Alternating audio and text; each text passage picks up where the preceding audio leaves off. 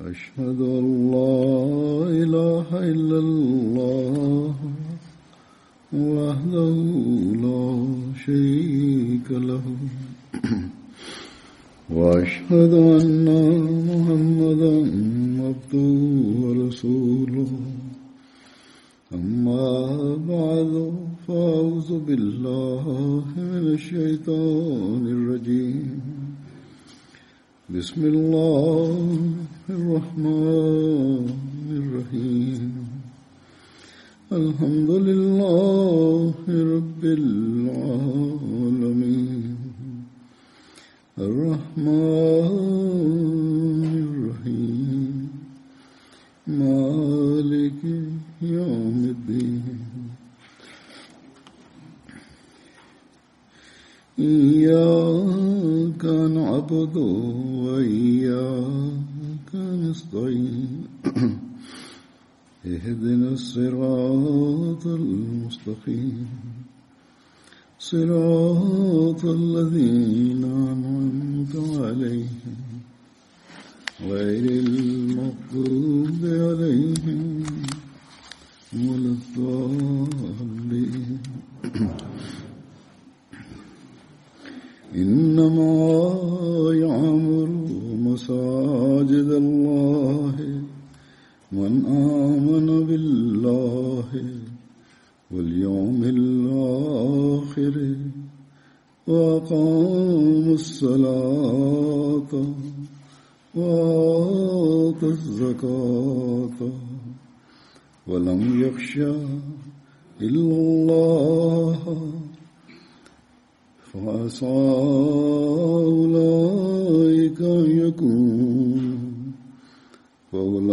أولئك أن يكونوا من المهتدين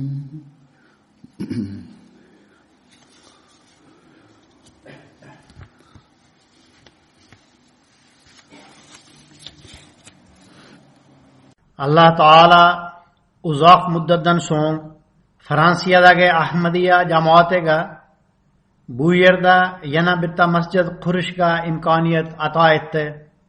Alloh taolaning fazl marhamati bilan Strasburg shahrida yangi bayat qilgan hamda Pokistondan bo'lmagan Ahmadiylarning yirik soni mavjud. Boshqacha aytganda, Pokistondan bo'lmagan Ahmadiylarning soni taxminan 75%dir. Ular Alloh taolaning fazl marhamati bilan ixlos va vafoda peshqadamlardandir. Nima bo'lganda ham Alloh taola ularga bu yerda bir masjid ato etdi. Endi shu yerda istiqomat qiluvchi Ahmadiylar oldingiga nisbatan ko'proq jamoat tizimi bilan bog'lana oladilar. Alloh taola ularga kuch-quvvat ato etsin. Men tilovat qilgan oyatning tarjimasi quyidagicha: Allohga va oxirat kuniga iymon keltirgan, namoz o'qigan, zakot bergan va yolg'iz Allohdangina qo'rqqan zot Allohning masjidlarini obod qiladi. Bas ana shu kishilarning hidoyat topganlardan bo'lib qolishi ajab emas. Alloh taola masjidlarni quradigan va uni obod qiladigan kishilarning quyidagi fazilatlarini bayon etgan. Ular Alloh taolaga iymon keltirishadi, ya'ni ular barcha kuchlar manbai va egasi Alloh taolaning zoti ekanligiga ishonishadi. Ular boshqa barcha narsalarni arzimagan deb bilishadi. Demak, bu iymonga erishish uchun Alloh taola oldida egilish va unga ibodat qilish nihoyatda zarurdir. Alloh taola o'z oldida egiladiganlarning ham iymon va ishonchini oshiradi. Masjidlarga keluvchilarning yana bir xususiyati shuki, ular oxirat kuniga ham ishonishadi. Zero oxiratga ishonish Alloh taolaga ibodat qilishga rag'batlantiradi. Bu ibodat faqat Alloh taolaning roziligiga erishish uchun qilinadi. Bu narsani bir joyda Hazrat Masih Maud aleyhissalatu vesselam bayon etib shunday deydilar: oxiratga iymon keltirishning foydasi shuki, undan Alloh taolaning ma'rifati hosil bo'ladi.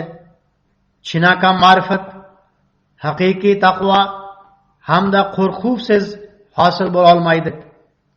U zot aleyhissalatu vesselam davom etib deydilar: esda saqlanglar, oxirat to'g'risidagi vasvasalarning paydo bo'lishi iymonni xavf xatarga soladi va xayrli oqibat buziladi. Ya'ni oqibatning xayrli bo'lishi qat'iy bo'lmay qoladi. Insonning iymonda qoyim qolishi ham shubhaga solinadi.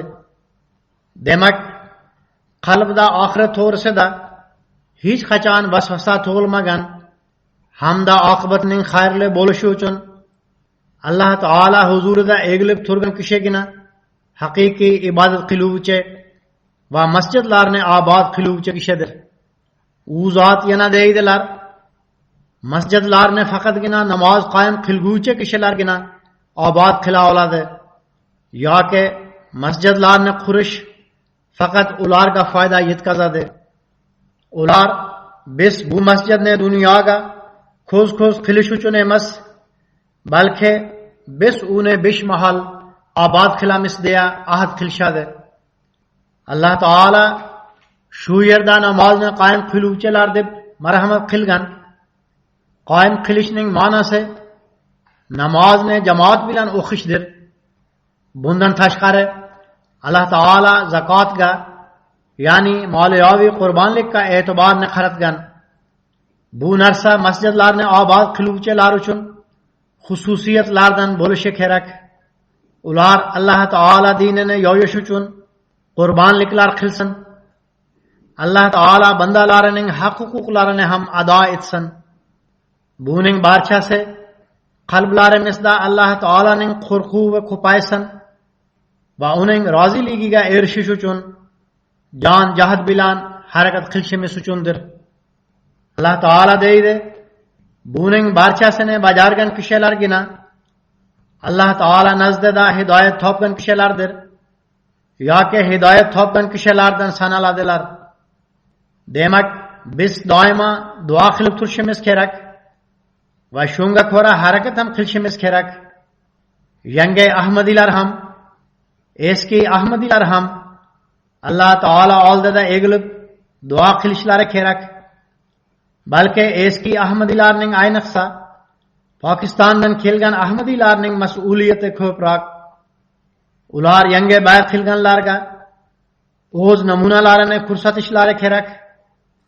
Barchasi shunday duo qilishlari lozim: ey Alloh, masjid qurganimizdan so'ng bizga o'z farmonlaringga muvofiq masjidlarni obod qilish uchun kuch-quvvat ato etgin. Bizni hidoyat topgan kishilar qatoriga qo'shgin.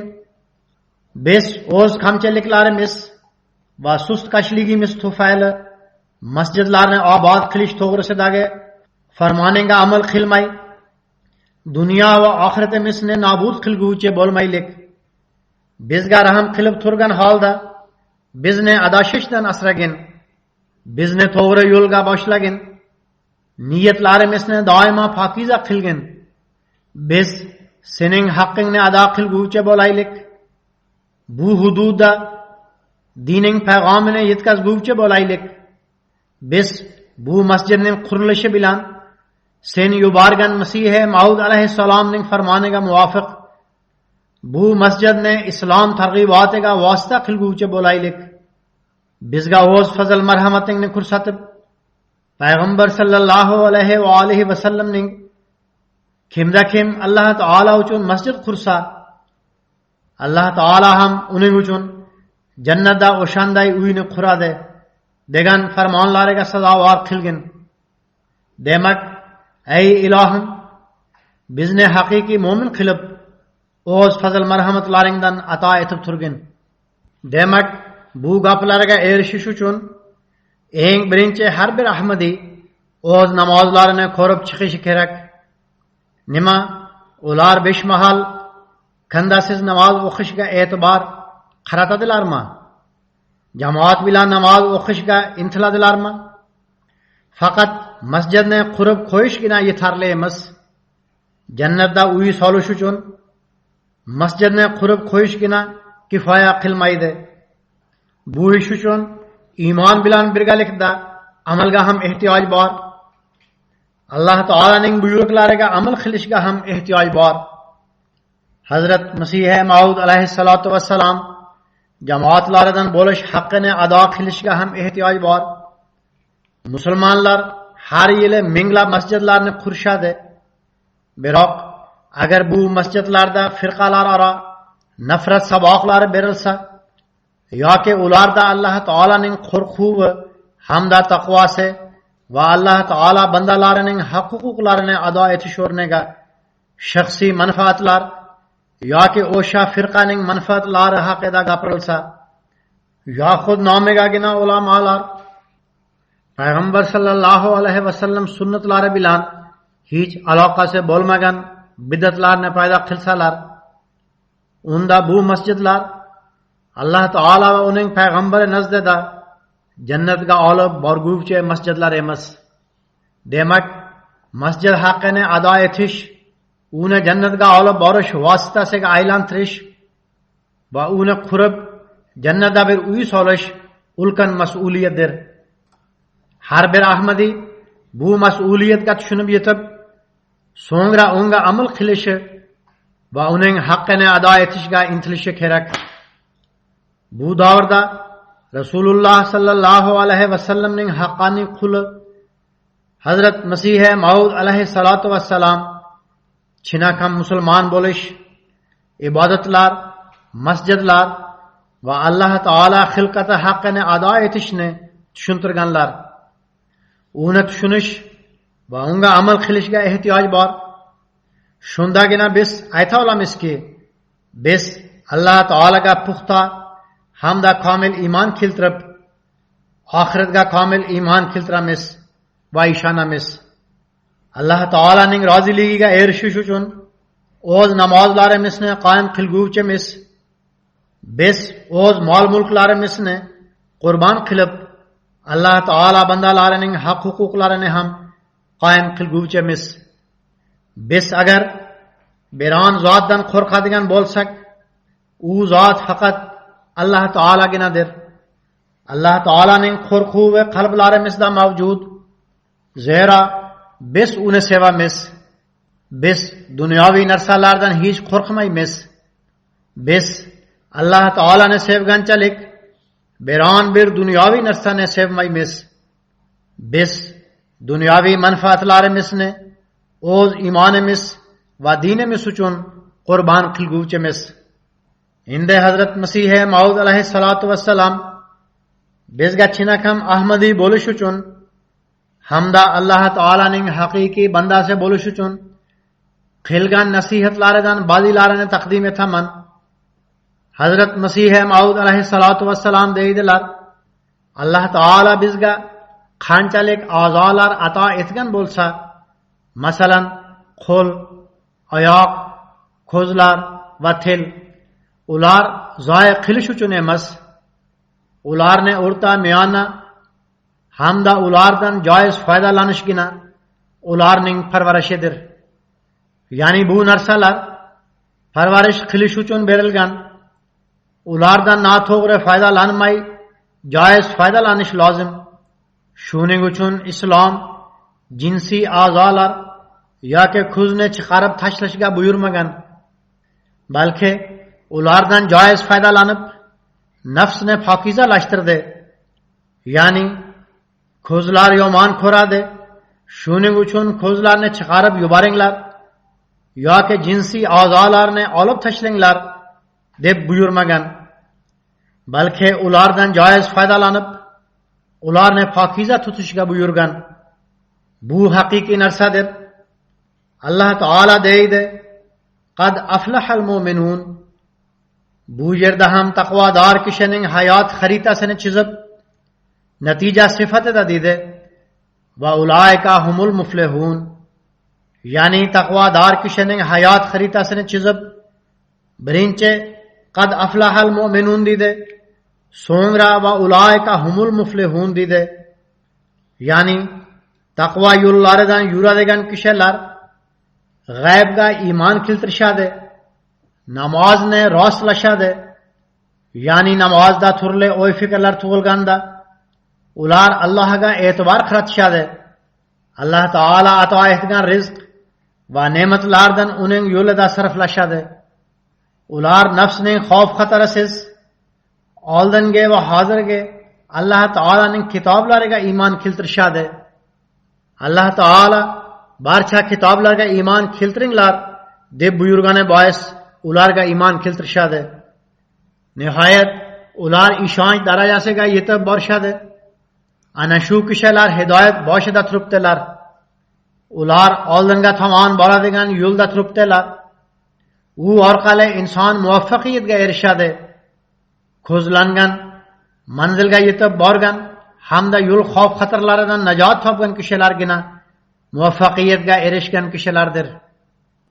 U zot alayhissalatu vassalam yana deydilar: Alloh taolo boshlanishidan taqvoga ta'lim berib, shunday bir kitobni bizga ato etganki, unda taqvo haqida ko'p nasihatlar bor.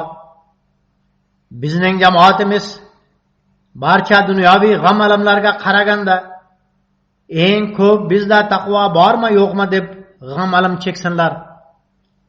Inson menda taqvo bormi yo'qmi deb qanday tekshirsin?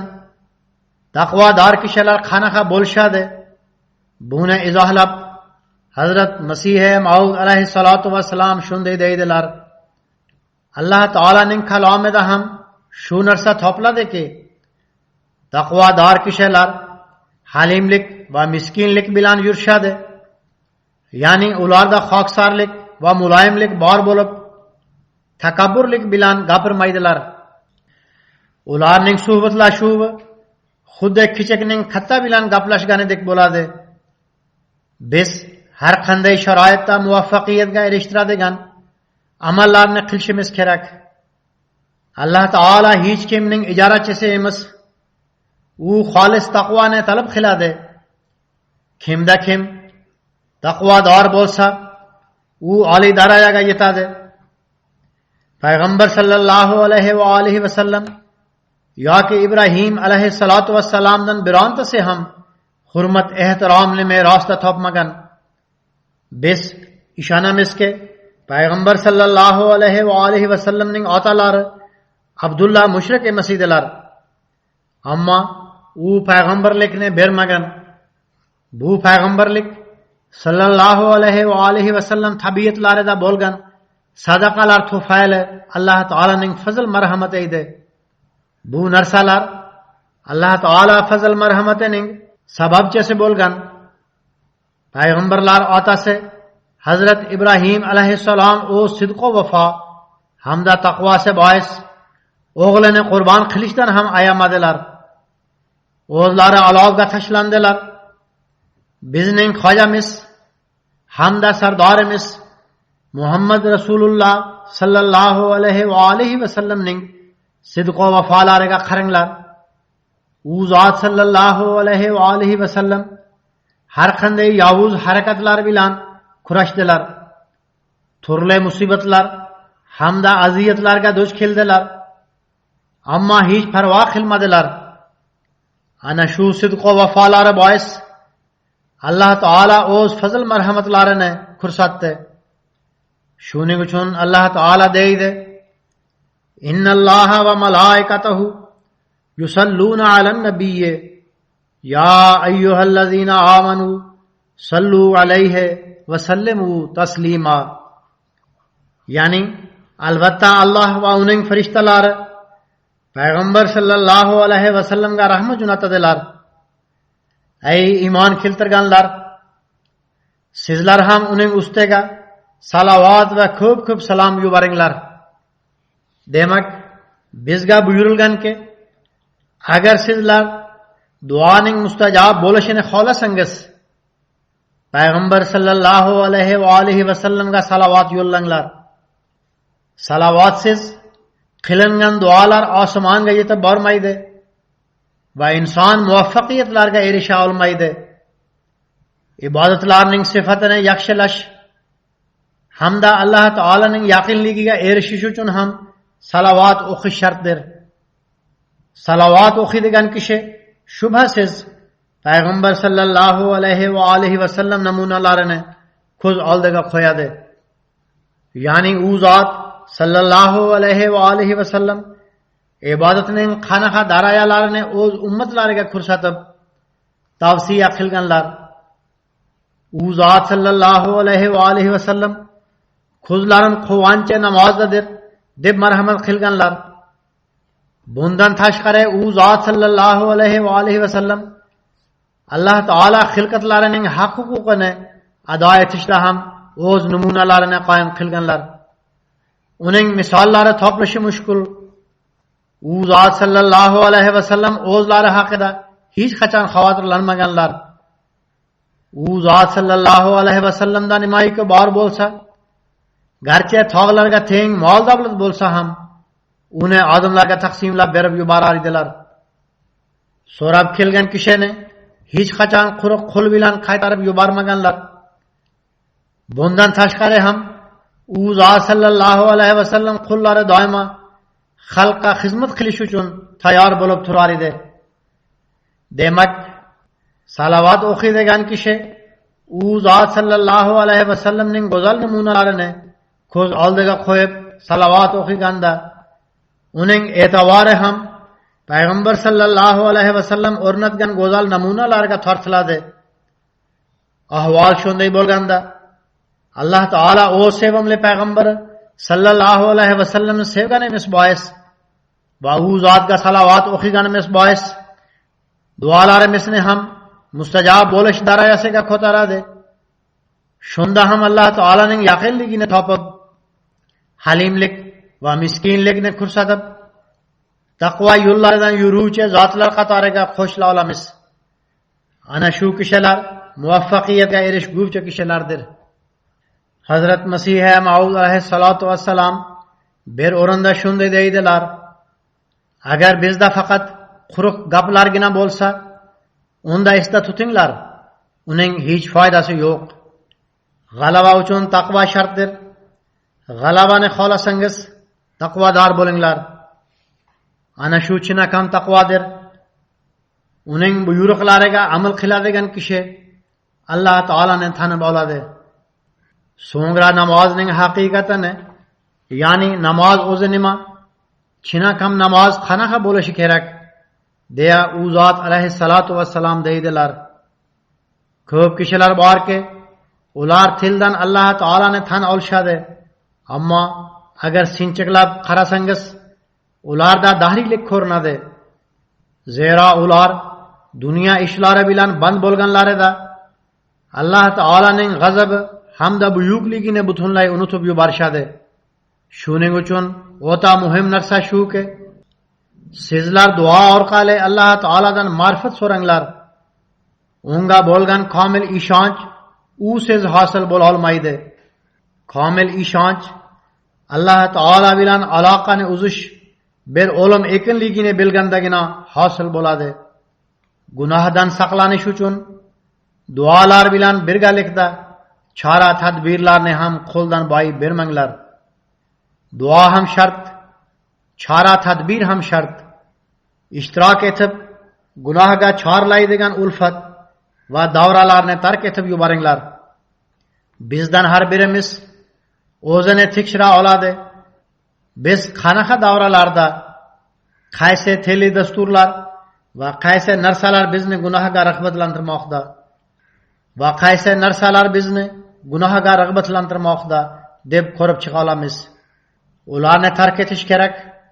Tark etish bilan birga duo ham qilib turish kerak. Zero shu narsalarni Alloh taolo fazl marhamati bilan tark etishga kuch-quvvat topiladi. Shuning uchun duo qilish shart. Yaxshilab esda tutinglarki, qazo va qadar tomonidan kelgan ofat musibatlarga inson duch keladi. Alloh taolaning yordami u bilan birga bo'lmaguncha u undan qutula olmaydi. 5 mahal namoz o'qiladi. Bunda ham shu ishora borki, inson bu namozlarda nafsoniy his-tuyg'ular hamda o'y fikrlardan saqlanmagunga qadar u haqiqiy namoz bo'la olmaydi. Namozning ma'nosi boshni yerga urish yoki rasm rusum hamda odat sifatida ado etish emas.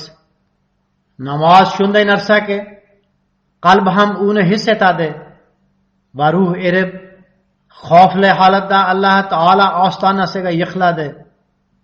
Imkoni boricha inson yig'lab yolvorishga harakat qilsin. Tazarru bilan nafsdagi sho'xliklar va gunohlar uzoqlashsin deb duo qilsin. Shunday namoz barakali bo'ladi. Agar u kishi bunga bardavomlik ko'rsatsa, unda u ko'radiki, kechasi yoki kunduzi bir nur uning qalbiga tushgan. Nafsi amoraning sho'xligi susayib ketgan. Ya'ni yomonliklarga undobcha nafs asta sekinlik bilan susayib ketmoqda. U zot alayhissalatu vassalam davom etib deydilar: Ajdarda halok etuvchi zahar bo'lganidek, nafsi amorada ham halok etuvchi zahar mavjud. Uni yaratgan zotgina uning davosi bor. Ya'ni Alloh taolo u bilan muolaja qiladi. Shuning uchun nafsining yomonliklari hamda gunohlaridan saqlanish uchun Alloh taoladan uning fazl marhamatini so'rash lozim. So'ngra u zot alayhissalatu vassalam namozning ahamiyatini bayon etib deydilar: Namozgina ibodatning mag'zidir. Usiz ibodat haqqi ado etila olmaydi. Shuning uchun doimo esda tutish kerakki, namozsiz yoki Alloh taolo aytib o'tgan yo'l yo'riqsiz ibodat haqqi ado etila olmaydi. Namozning barcha sharoitlarini ham amalga oshirish shart. Namozda xoksarlik bilan Alloh taolo oldida turishni ham inobatga olish kerak. Xoksarlik hamda butunlay berilib, uning fazl marhamatlarini so'rash kerak. Hazrat Masih Maud alayhissalatu vassalam bu holatni izohlab deydilar: Bir marta men namoz va duo o'rtasida nima farq borligi to'g'risida xayol surdim. Hadisda shunday rivoyat qilinadi: As-salatu hiya duo, as-salatu mukhul ibodat. Ya'ni namozning o'zi duodir va namoz ibodatning mag'zidir. Agar insonning duolari faqat dunyo ishlari uchun bo'lsa, uning namozlari bo'lmaydi. Ba'zi dunyoviy muammolarning yechilishi uchun inson duo qiladi, masjidga bora boshlaydi, 5 mahal namoz o'qiy boshlaydi va yig'lab yolvoradi. U zot alayhissalatu vassalam deydilar: Dunyo ishlari uchun namoz o'qiyotgan bo'lsangiz, u namoz deb aytilmaydi. Inson Alloh taolo bilan uchrashmoqchi bo'lganida uning roziligini nazarda tutadi. U hurmat ehtirom, xoksarlik, ojizlik va Alloh taolo huzurida berilib turib uning roziligini talab etadi. U o'zi uchun hech narsa so'ramaydi. Faqat Alloh taolaning roziligini talab qiladi. Ana shu haqiqiy namoz deb ataladi. Duoning chinakam mohiyati Alloh taolo va inson o'rtasida aloqaning mustahkamlanishidir. Ana shu duo Alloh taolaning yaqinligiga erishish sababchisidir.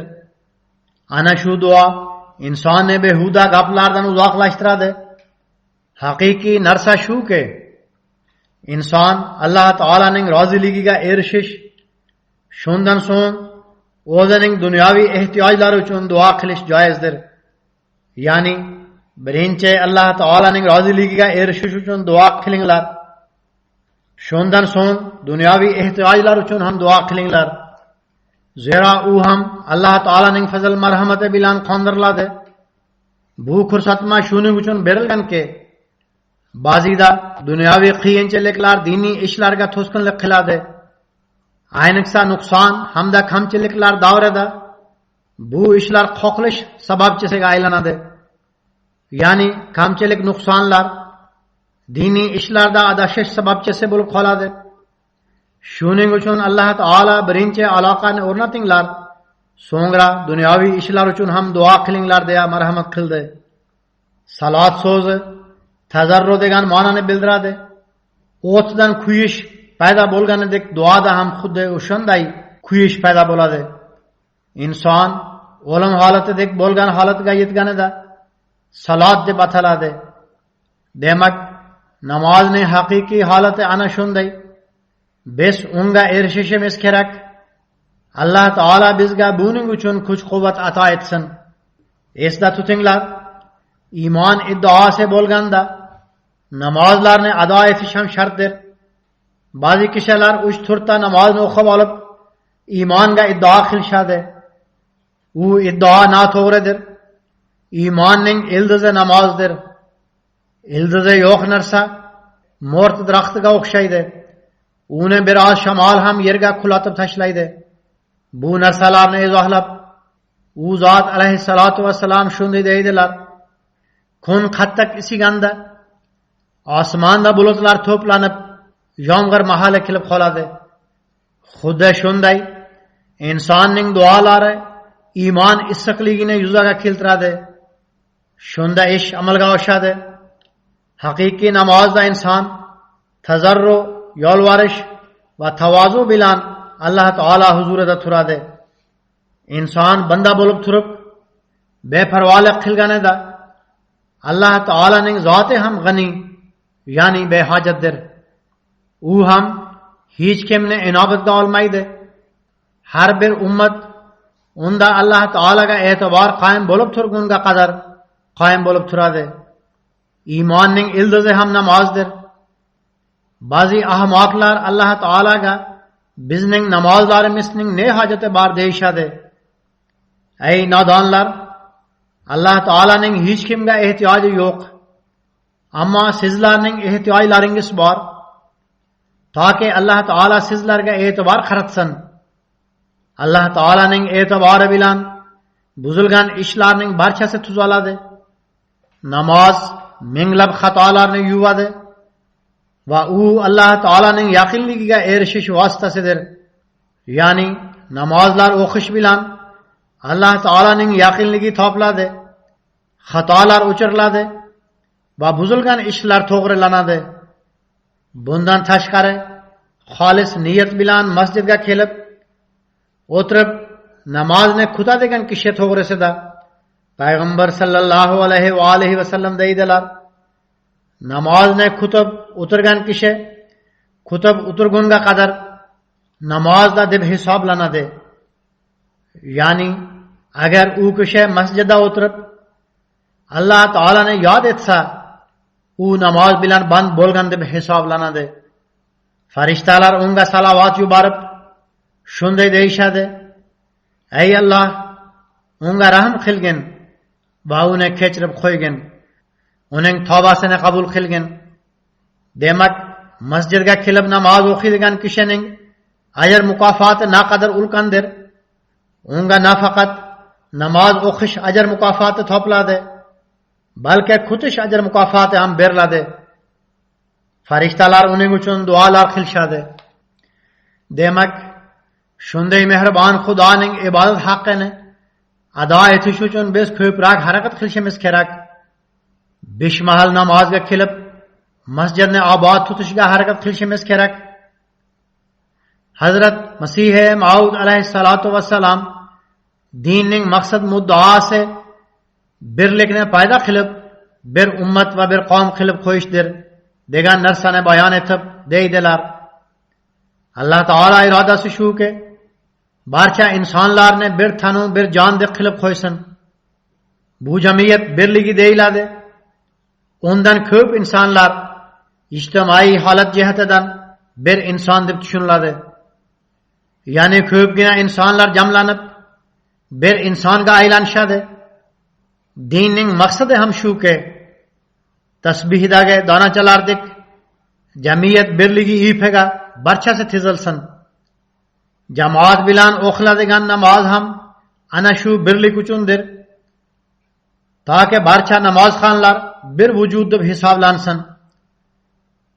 Birgalikda yaqinlashib turishga shuning uchun buyurilganki, kimda nur ko'proq bo'lsa, ikkinchi zaif kishiga o'tib uni quvvatlantirsin.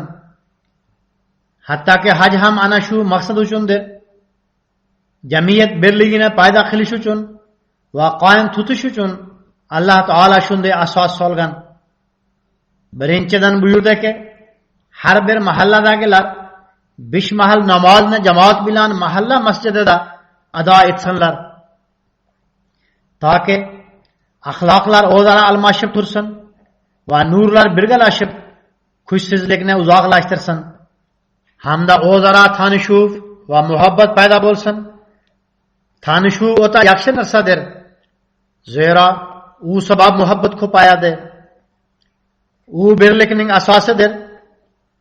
Hattoki tanish dushman bir notanish do'stga qaraganda yaxshiroq bo'ladi. Zero xorayda uchrashganda tanishuv sababli qalblarda muhabbat paydo bo'ladi. Bunga sabab shuki, gina qudratli yerdan ajralish bois o'tkinchi narsa bo'lgan gina qudrat uzoqlashib, faqat tanishuv qolib ketadi. Ikkinchi buyruq shuki, juma kuni jami masjidda jamlaninglar. Zero bir shahardagi barcha kishilarning har kuni jamlanishi mushkuldir. Shuning uchun shaharning barcha kishilari haftada bir marta o'zaro tanishsin va birlik paydo bo'lsin deb tavsiya qilinadi. Bu yerda agar musofalar uzoq bo'lsa ham ulovlar bor. Kimlarda avtomobil mavjud bo'lsa, ularga har kuni masjidga kelish qiyin emas. Agar insonda kelishga niyat bo'lsa, masjidni obod qilish uchun kela oladi. Agar masofalar uzoq bo'lib, majburlik bo'lsa, unda ham juma kuni albatta kelish lozim. Oxir oqibat qachondir barchasi bir bo'lib qolishadi. So'ngra yildan keyin hayitlarda qishloq va shahardagi kishilar birgalikda namoz o'qisinlar. Toki tanishuv va muhabbat ko'payib, jamiyat birligi paydo bo'lsin deya buyurildi. So'ngra xuddi shunday barcha dunyoning jamlanishi uchun hayotida bir kun belgilab qo'yildi. Ya'ni kimlarda imkoniyat bo'lsa, ular hajga borsinlar. Makka maydonida jamlansinlar. Qisqasi Alloh taolo o'zaro mehr hamda muhabbat rivojlanishini xohladi. Hazrat Masih Maud alayhissalatu vassalam o'z muxoliflariga murojaat qilib shunday deydilar: ular shu narsani bilmaydilarki, islom falsafasi qanchalik yetuk. Ya'ni islomga e'tiroz bildiruvchilar 5 mahal namozning maqsadi nima? Juma namozining maqsadi nima? Hayitlar va qolgan narsalarning mohiyati nima deb e'tiroz bildirishadi. Bu ibodatlarning falsafasi yuqorida zikr etildi. U zot alayhissalatu vassalam davom etib shunday deydilar: Alloh taolaning ahkomlariga nisbatan sustkashlik va ulardan butunlay voz kechish mumkin emas. Dunyodagi hokimlar tomonidan taqdim etilgan ahkomlarda inson doimiy sustkashlik qila oladi. Ammo Alloh taolaning ahkomlariga nisbatan sustkashlik va ulardan butunlay yuz o'girish mumkin emas. Hech bo'lmasa hayit namozlarini ham o'qimaydigan qaysi musulmon bor? Demak, bu barcha yig'inlarning foydasi shuki, birining nuri ikkinchisiga ta'sir etib, unga kuch-quvvat ato etsin. O'zaro uchrashganda albatta ta'sir o'tadi. Ammo bu narsa iymoni umuman kuchsiz kishilar uchundir. Haqiqiy iymon shuki, 5 mahal namoz uchun masjidga kelinglar. Alloh taolo sizlarga masjidni ato etib qo'ydi. Safar qilish sharoitlari bor kishilar bu yerda jamlanib, birlik manzarasini taqdim etishlari kerak. Alloh taolaning fazl marhamatlaridan foydalanib, uni obod tutinglar.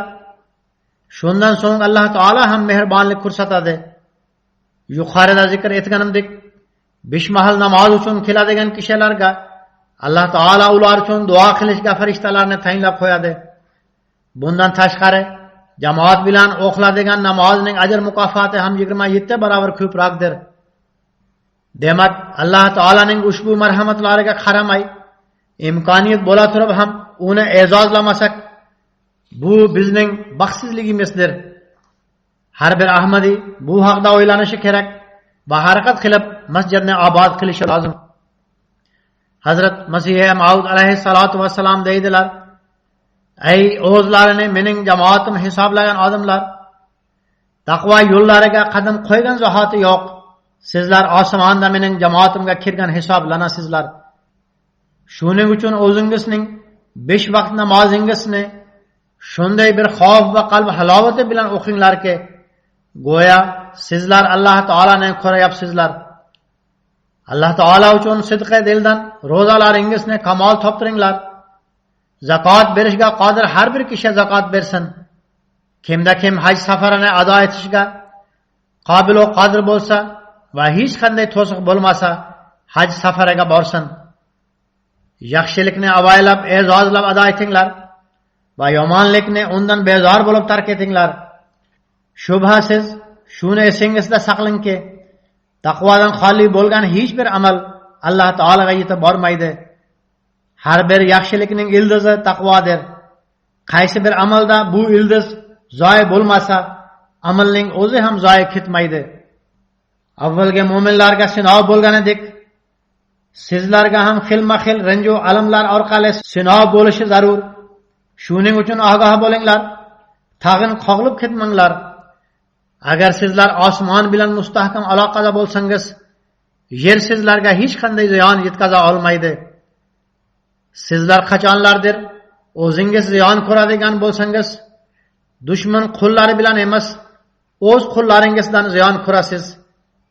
Agar sizlarning yerdagi bor izzatingiz yo'q bo'lib ketsa, Alloh taolo sizlarga osmondan bitmas tugunmas izzat ato etadi. Zero sizlar uni unutib qo'ymanglar. Sizlar azob berilishingiz va sizlarning ba'zi bir umidlaringiz puchga chiqarilishi lozimdir. Bas sizlar bunday holatlarda hech dilgir bo'lmanglar. Chunki sizlarning Parvardigoringiz sizlarni uning yo'lida sobit qadam yoki nosobit qadam ekaningizni sinab ko'radi. Agar osmonda farishtalar ham sizlarni olqishlashini istasangiz, u holda sizlar kaltak yeb xursand bo'linglar. So'kish eshitib shukr qilinglar. Muvaffaqiyatsizlikka uchrab, Alloh taolo bilan aloqangizni uzmanglar. Sizlar Alloh taolaning oxirgi jamoatirsizlar. Shuning uchun o'z kamolotingizda nihoyatda yuqori darajadagi yaxshi amallarni namoyon qilinglar. Orangizda kimda kim sustkashlik qilsa, u jirkanch bir narsa kabi jamoatdan chiqarib tashlanadi va armonda o'lib ketadi. Hamda Alloh taolaga hech ham ziyon yetkaza olmaydi. Qaranglar, men juda xursandchilik bilan xabar beraman. Sizlarning Allohingiz chindan ham mavjuddir. U barchani yaratgan bo'lsa-da, lekin kimki Alloh taolani tanlasa, Alloh taolo ham uni tanlab oladi. Kimda kim Alloh taolaga yaqin bo'lsa, u ham unga yaqin keladi. Kimda kim Alloh taolani e'zozlasa, u ham o'shani e'zozlaydi. Hozir men masjid haqida biroz statistik ma'lumotlarni taqdim etaman. Alloh taolaning fazl marhamati bilan bir necha yil muqaddam ushbu masjid uchun harakat boshlangan edi. Shunda Alloh taolo bu joyni ato etdi. Bu joyning to'liq hududi 2640 kvadrat metrdan iborat. Bu yerda oldin 15 xonadan iborat 3 qavatli bino mavjud edi. Bir katta saroy ham bor. Uni sotib olish uchun mablag'ning biroz qismini jamoat markazidan qarz hasana sifatida olingan. Bu qarz amir sohibining xabar qilishicha 50 ming yevrodan tashqari to'liq uzildi. Meriya tomonidan ba'zi e'tirozlar bor edi. Turli majlislarda ularga ham barham berildi. Shahar meri bilan majlislar o'tkazilib, loyiha topshirildi. Alloh taolaning fazl marhamati bilan bu loyiha ham tasdiqlandi. Meriya tomonidan tasdiqlangan loyihaga arxitektorlar 1 million yevro xarajatni taxminlagan edilar. Fransiyadagi Xudomul Ahmadiya bu xarajatni qoplashni o'z zimmalariga olganlar. Ammo Alloh taolaning fazl marhamati bilan bu masjid 530 ming yevro bilan bitdi. Xudomul Ahmadiya tomonidan 350 ming yevro berilgan. Qolgan mablag'ni esa jamoat to'lagan. Xuddamul Ahmadiya qolgan mablag'ni ham biz o'zimiz to'laymiz deb aytmoqda. Mayli Xuddamul Ahmadiya mablag'ni to'lab qo'yishdi. Qolganini ham Xudo xolasa to'lab qo'yishar. Ammo qolgan jamoat undan nega mahrum qolmoqda? Agar bu masjid qurilib bitgan bo'lsa, lajna hamda ansorlar yana bir masjidni qurish mas'uliyatini o'z zimmasiga olsinlar. Ular ikkalasi birgalashib bu ishni amalga oshirsinlar. Lajna hamda ansorlar kelgusi 3 yil ichida bu yerda yana bir masjid qurishlari lozim. Hozirgi masjidni qurish uchun bir qo'mita tuzilgan edi. Aslam Daduri sahib, Shahboz sahib, Muhammad Osim sahib va Mansur sahib qo'mita a'zolaridan bo'lib qattiq mehnat qilishdi. Alloh taolo ularga ajr mukofot ato etsin. Ularga ko'ra bu masjidda meriya hisob kitobi jihatidan 250 kishi namoz o'qishi uchun joy mavjud. 50 ta avtomobilni to'xtatish joyi bor. Bitta jamoat idorasi va lajna idorasi bor. Erkak va ayollar uchun kutubxona ham bor. Bundan tashqari g'usulxonalar ham ko'p. Tomi yopilgan katta saroy bor. Favqulodda holatda ehtiyoj tug'ilganda unda ham 125 kishi sig'a oladi. Oldindan mavjud bo'lgan binoda 15 ta xona bo'lib, u qayta ta'mirlandi. Ulardan hozirda foydalanish mumkin. Bu masjid Strasburg shahridan 15 kilometr uzoqlikda joylashgan. Bu musofa namozga kela olmaslik uchun muammo emas. Qiyinchiliksiz kelish mumkin. Masjid hamda saroylarning bino qismi 303 kvadrat metr. Unda targ'ibotchining uyi ham mavjud. Unda 4 xonadan iborat mehmonxona ham bor. Muntazam holda minora qurishga ruxsat yo'q. Ammo masjidning o'ng tomonidagi qismida 8 metr balandlikda bir gumbaz qurishga ruxsat berildi. U chiroyli ko'rinadi. Masjid ichida mehrob ham bor. Yozuvlar ham aylanma shaklida yozilgan. Alloh taolo bu masjidni har tomonlama barakali qilsin. Bu masjidni qurish uchun qurbonlik qilgan xudomlar mol joniga baraka qo'shsin. Faqat bu masjid uchun qilingan qurbonlik bilan cheklanmay, uni obod qilish ruhini tushunishga ham kuch-quvvat bersin. Xudomlarning ibodat sifati ham yuksalsin. Jamoat a'zolarining ibodat sifati ham yuksalib turaversin.